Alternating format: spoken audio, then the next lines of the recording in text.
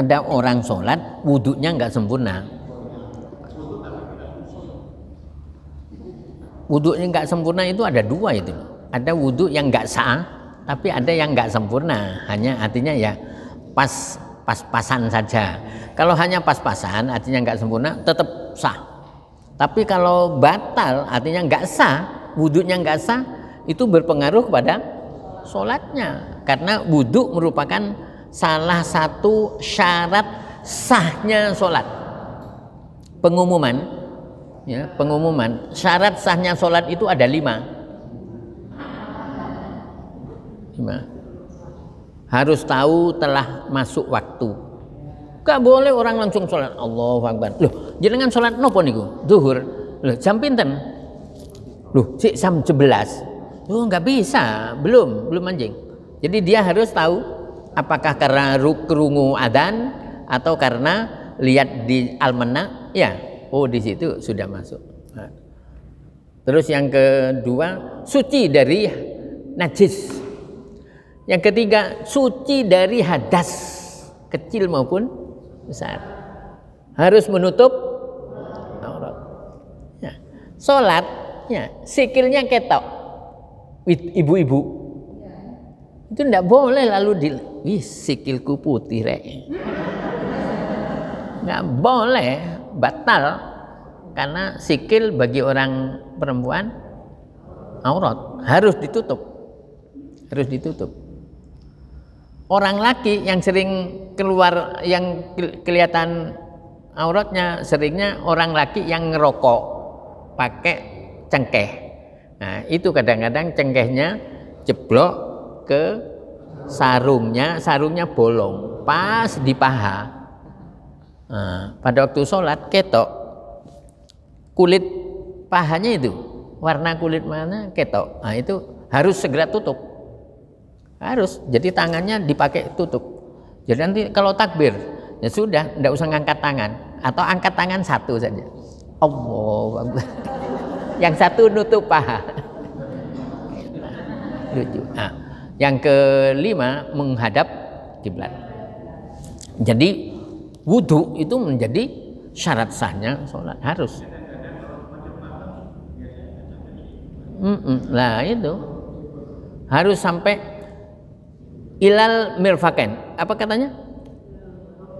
Wa ya ayyuhalladzina amanu idza qumtum ila shalah faghsilu wujuhakum wa aydiyakum ilal marafiq.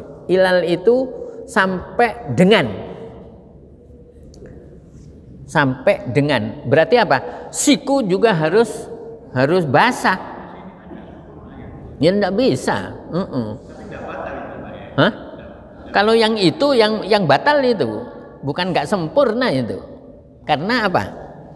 Ya memang kadang-kadang orang laki yang sedang pakai baju panjang itu kadang-kadang gitunya kurang sempurna.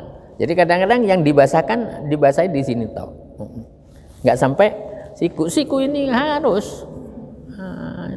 Makanya katanya Nabi, wailul lil ahqaf minan nar. Celaka bagi orang yang tumitnya nggak basah pada waktu wudu. Harus apa? Harus disempurnakan. Asbihil wudu, sempurnakanlah wudukmu.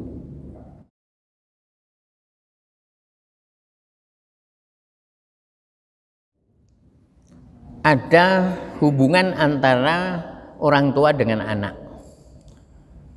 Kemudian karena sesuatu hal fatal sekali sampai orang tuanya itu tidak memaafkan anaknya. Apakah orang tua yang tidak memaafkan anak itu dosa? Iya. Karena kita itu disuruh untuk memaafkan.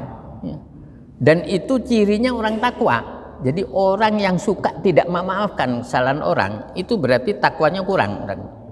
Ya, katanya ayat berapa? 133, 134 Ali Imran. Surah yang ketiga.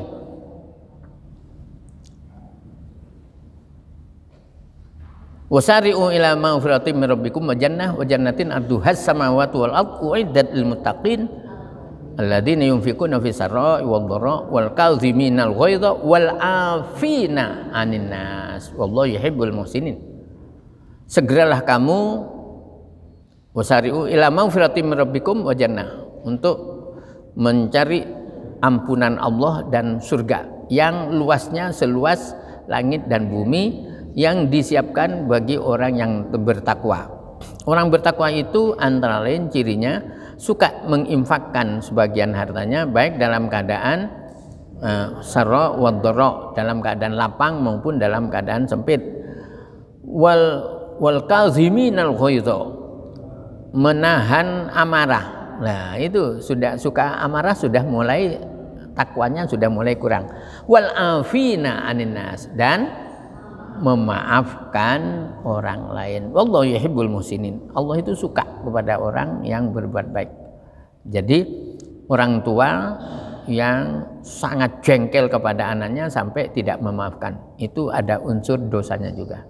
Dan itu juga ada unsur sudah mulai berkurang takwanya. Dan surga itu hanya untuk orang takwa. Berarti apa? Orang yang gitu-gitu bisa-bisa ya, nggak ke surga atau mampir dulu ke neraka. Jadi harus memaafkan. Ya. Anak itu dosanya hanya sak piro sih? Ya, sementara kita dosa kepada Allah sak berapa? Oh, kan kita menginginkan Allah mengampuni dosa kita. Maka kalau anak kita itu punya salah kepada kita, sudah maafkan saja, maafkan. Kalau anak itu nuntut orang tuanya ke pengadilan. Loh, itu biasanya yang nggak ngaji itu. Anak yang biasanya yang nggak ngaji sampai nuntut orang tuanya ke pengadilan. Ya, sekebalikannya, yang satu orang tuanya yang bersekekeh dalam kemarahannya, kejengkelannya sehingga terjadi gitu. Ada juga yang malah anak yang tapi semua itu mesti ada sebab akibat, mesti gitu, itu ada sebab akibat.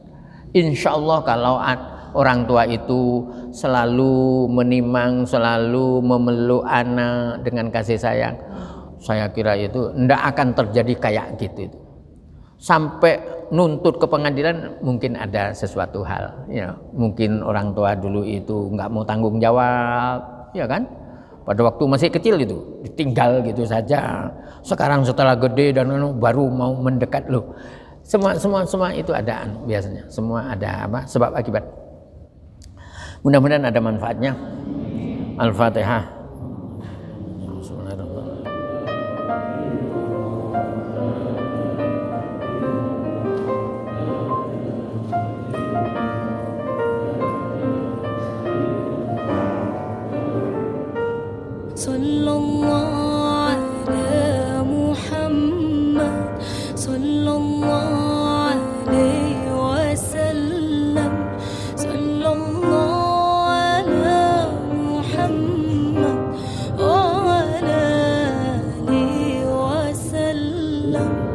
أشرق البدر علينا واختفى